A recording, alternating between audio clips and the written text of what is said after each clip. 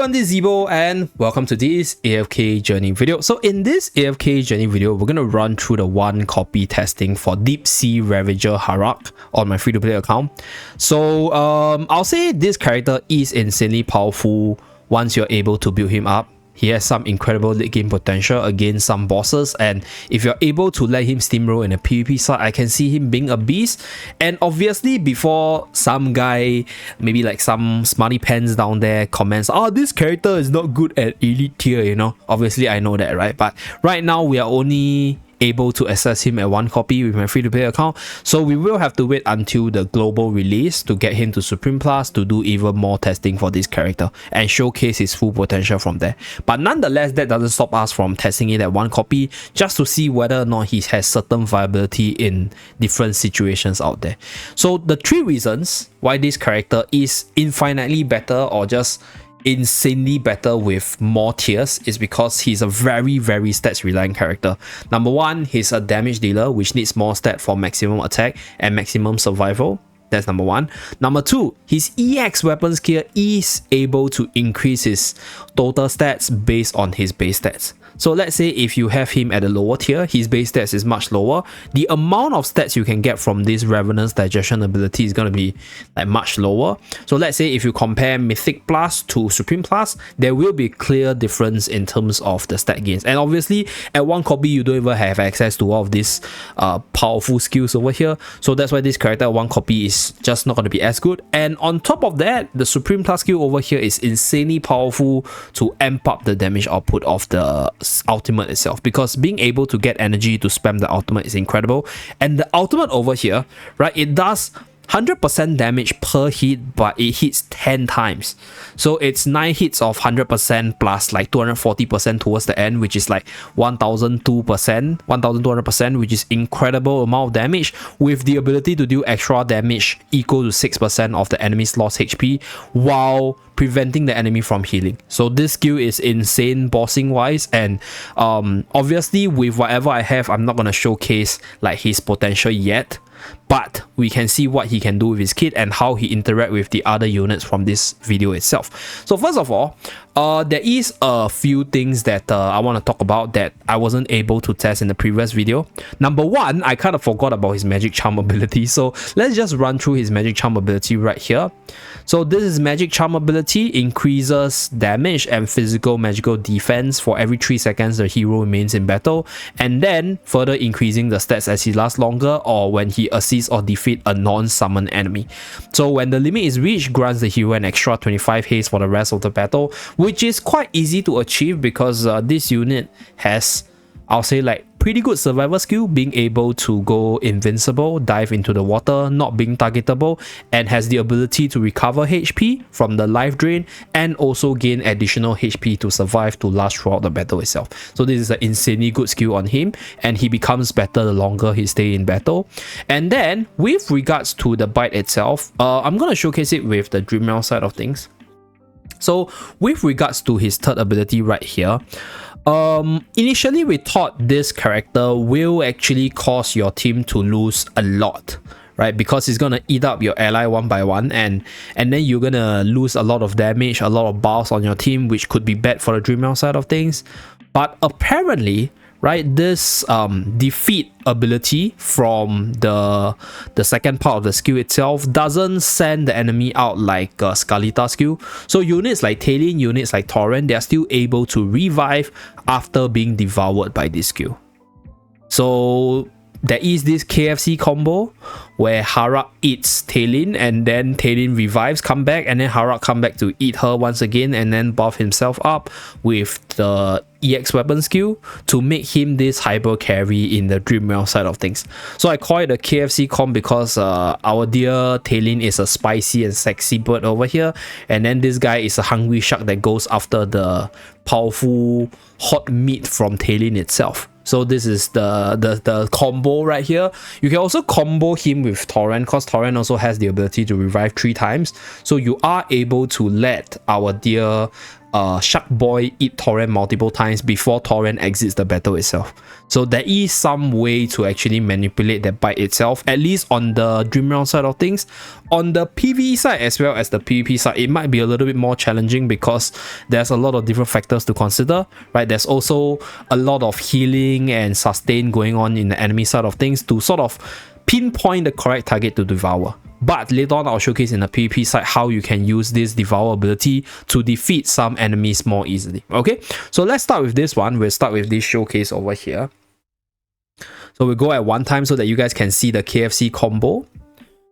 So his devour goes after the lowest HP percentage unit, meaning by the percentage of HP, the lowest percentage one will be the one beaten, and you kind of want to put Talon in front because Talon will be the aggro target for the boss.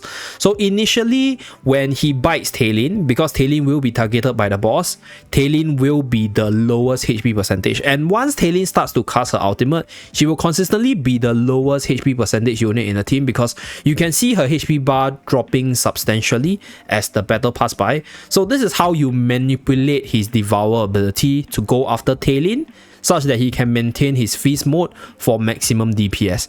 So one thing to take note of is that once you have him up at the higher tier, right, based on the unit you devour, you will get more stats. So if you want to use Talon, right, as the devour target, I think your Talon need to sort of be built up a little bit for him to get as much stats from Talon as possible, because if your Talon is at a super low tier, when he eats up Talon, the amount of stats he get on the Ravenous Digestion ability, the EXQ, is just not going to be as impactful. So this is one thing to consider. My Talon is only at 1 copy, but let's say if you are actually using Talon as just a food for our dear Shark Boy over here, then Talon is actually an amazing target because it's easy to manipulate the HP percentage for Talon within the Dream Realm side of things. So this is specifically the Dream Realm side of things, and based on some of the testing on the Sky Club side towards the end game, right, this unit, our dear Shark Boy over here, Harak, is crazy in terms of damage output. Like I think upwards to 70 to 80 billion range, which is incredible. But since I have no way to test it myself, I'll just leave it as that. Wait until I get the Supreme Plus tier to test to showcase the numbers to you guys. So this is one of the combos you can do with our dear Shark Boy. Okay, so the damage number of him obviously is not going to be that impressive, but we can do a very simple comparison right here. Okay, so 1 copy versus 1 copy, and you can see Harak doing way more damage. And I think this will only scale up with more stats, more tiers, and the unlocking of his abilities moving forward. Okay, so now moving forward to the PvP side, I actually tested Harak in my normal arena quite a few times, but I think against like highly stated unit, he's not going to be as efficient. So we're going to pick somebody from the friendly arena side to showcase this, because I don't want to lose too much points showcasing him at a lower tier. So right here, we have this opponent which we can fight against. So let's just put our dear Harak in, and we try to keep him alive for as long as possible, and we try to feature the Mauler Factional Talent, I think. Yeah, Mauler Factional Talent is probably the way to go. Okay, so let's go with this one, and then we go with OD. Okay, so let's start with the battle. Okay, so one way to manipulate his Devour ability is to build a few sustain into your team such that your units are always healthier compared to your opponent. That way, whenever he casts his Devour ability, as you guys can see right here, the lowest HP percentage unit on the battlefield won't be on your side, and that's where you will be able to kill the enemies immediately, even if your Harak is at the lower tier. Okay, so right here, dives gets cancelled by Lily May, but it's fine because we use the Devour to bring down one enemy already. Really impressive stuff. Okay, so there's a Tarsi which will sleep us, also fine as well. So Shark Boy diving around. So one thing about his survival is because of his second skill giving him that invincibility, which allows him to sort of survive a lot better. And together with the HP percentage stack, which I talked about earlier, he will be quite a tanky warrior character. And if you guys take a look at this, right, this is just him at 1 copy. And this is him being able to do so much damage comparable to OD despite the difference in stats. So now if we were to use him at a Supreme Plus here, I'm pretty sure his damage output will be a lot higher. We're gonna friendly duo another guy just to showcase his PvP potential. So let me just randomly find some dude to find, okay? Okay, how can I check? Oh, this guy is pretty new. Oh, Success is here. Okay, let's take on Success here. Okay, so let's challenge him. And okay, the team's a little bit weak though. Yeah, this team's a little bit weak because we don't have, like, we have a bunch of Supreme Plus character. But if that's the case, what I can do is I can use weaker units to sort of match this. So we will still want to use, okay, if that's the case, right, what we can do is we can feature the Light Bearer ultimate spamming. Yeah, we use a weaker bunch of units. So we go with Vala, we go with Rowan for ultimate spamming, and then we go with Light Bearer tank Luca, for example. Yeah, okay. So we go to the Light Bearer one. Let's just test it out and see what he can do. Okay. So this way we are able to showcase his ability a little bit better.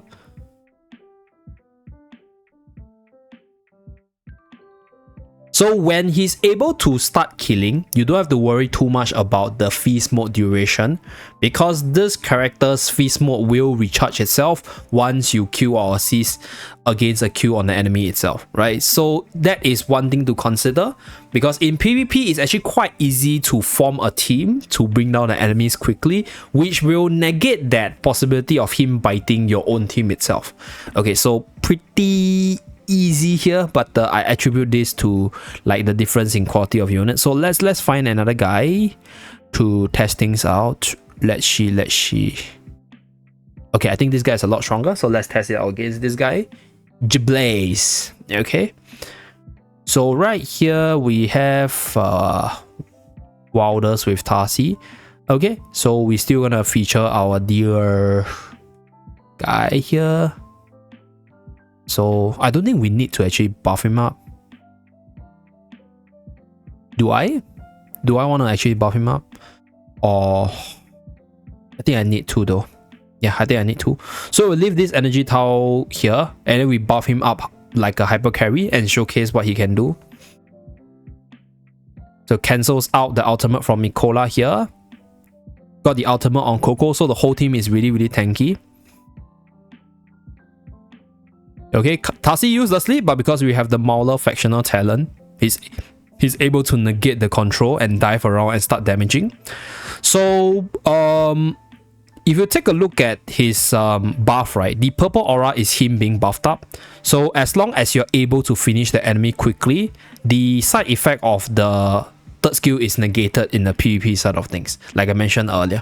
So in this case, because we are able to bring down our enemies quickly and provide for that control immunity as well as the immune to damage once we reach a certain threshold, we are able to make him a decent carry even at 1 copy over here. But this is something that I can't do in the normal arena side of things, unfortunately, because at 1 copy, he just doesn't survive that well and he won't be able to showcase his full potential. So let's do one more. Let's just pick another guy to just challenge him, just to showcase what he can do. There's a whole... Oh, I think it should be okay. Let's take a look at this team over here.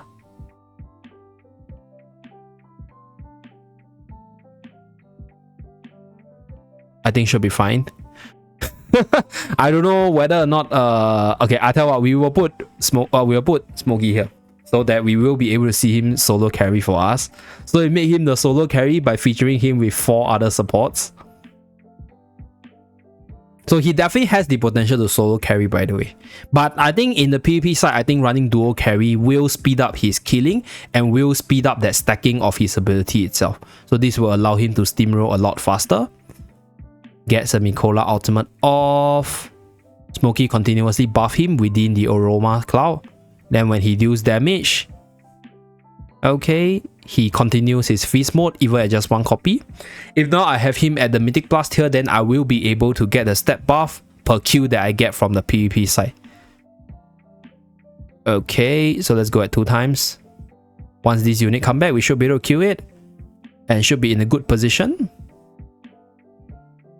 So yeah, so this unit, right, I think PvP wise is also incredible, and from the looks of it, I guess he's probably the best use for PvP as well as a Dreamrealm side of things right now.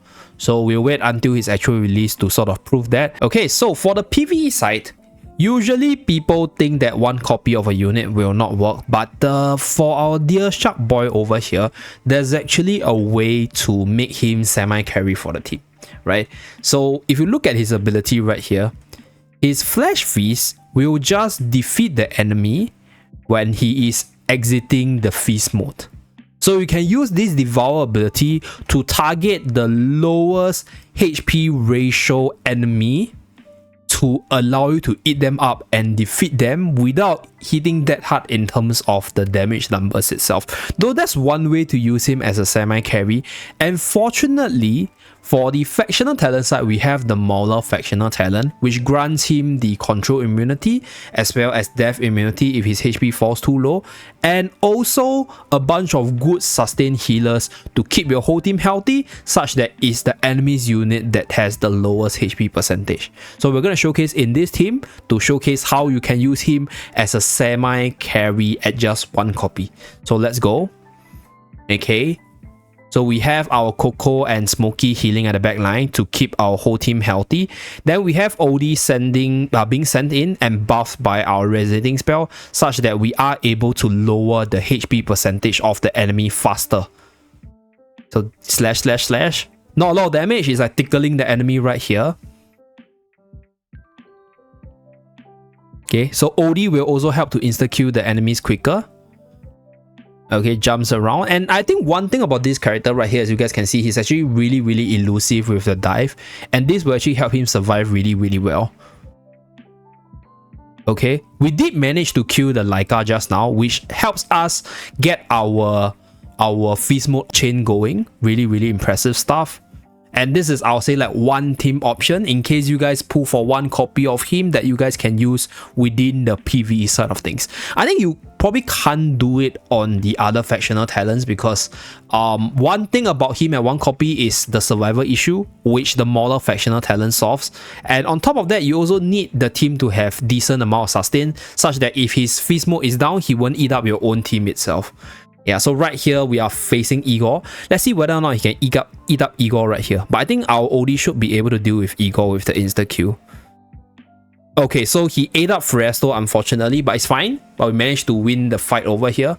So this is one way you can use him as a semi-devourer, semi-carry for the team. Okay, so that's pretty much it for the one copy showcase. I think in general, Harak is really impressive even at just one copy because of the few utilities he can perform even without stats itself. And he will definitely be a beast with more stats. So I can't wait for him to be released on the global server to do the Supreme Class testing or even the Paragon testing moving forward. Thank you very much for tuning in. Do remember to like and subscribe to see more. See you guys again in my next video. Bye guys!